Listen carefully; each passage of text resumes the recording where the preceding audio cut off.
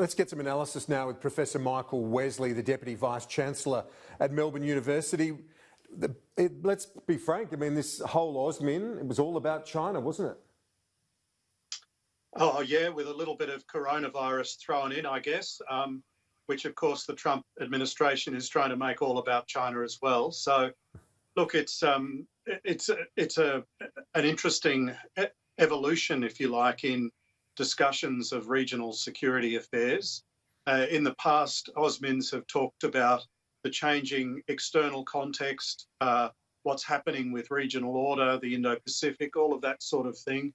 What's significant about these talks is how much of them have been taken up in discussing internal threats to security, or let's call it external subversion of domestic institutions and domestic infrastructures.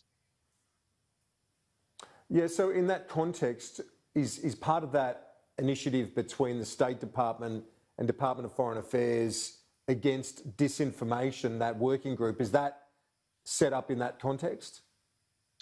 Oh, look, I think so.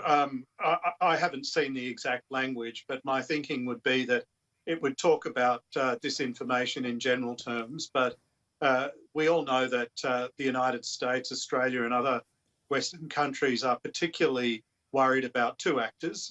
You know, one is China and the other is Russia.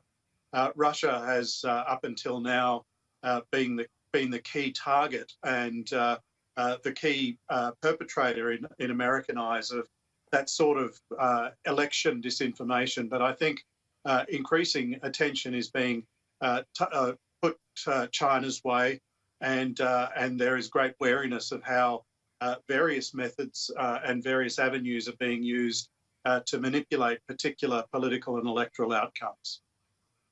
We heard very strong language from Secretary Pompeo and the Defence Secretary Esper. There is a strong message in this communique as well when it comes to Taiwan, very strong support for Taiwan, criticism of coercive and destabilising actions in the Indo-Pacific, South China Sea claims rejected, this attempt to combat disinformation. The language is strong, but the fact is Australia still is not going to agree to freedom of navigation within those operations that the US have been asking for a long time. There's been no shift in terms of Australia's position on that within the 12 nautical mile zone of this reclaimed territory, which China says is their sovereign territory, and Australia is not going to follow the US in those patrols. As is entirely appropriate, I think, Kieran. We need to be careful about what the risks are in every choice that we make in our own region. We need to think about what us joining the United States would actually achieve beyond what the United States itself achieves, and what the downsides for us would be. Number one, we have extensive shipping that flies the Western Pacific waterways. It would be entirely possible that Beijing would retaliate by increasing their harassment of our shipping, both military and commercial shipping. That would be a very negative development for Australia. The other thing that we need to keep in mind is that in November there will be a presidential election. There is a possibility, some would say it's a substantial possibility, that Donald Trump will lose this presidential election. And if Joe Biden becomes president, there is a possibility that he will return American foreign policy to a much more Obama-era setting, and he may seek to find a pragmatic relationship with China. Now, if we had gone out of our way to damage our relationship with China, and then suddenly the United States changes its position on China, it would leave us in a very exposed and dangerous situation. So I think that we continue to demur to American proposals, that we join it in its patrols inside of the nautical zone of those disputed features is a wise decision, and we should stick to it.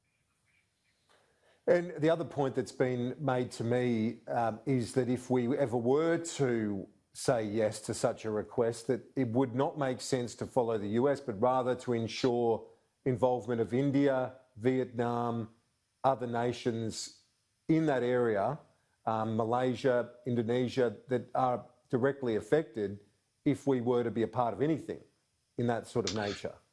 Certainly, we need to be as assiduous in building our security partnerships and links with those countries that you've been talking about. We need to be as assiduous in doing that as we are in strengthening our alliance with the United States. If you think about our two most recent defence and foreign policy white papers, really what they are suggesting is that we adopt an American alliance plus approach, that we certainly remain close to the United States and keep that military alliance in place, but we work really hard on building security partnerships with other countries in the region that are as concerned about destabilising dynamics in the region as we are. And I would hope that we are putting as much effort into those relationships as we are in flying our defence and foreign ministers to Washington for these talks. Professor Wesley, as always, thanks so much. We'll talk to you soon, the Deputy Vice-Chancellor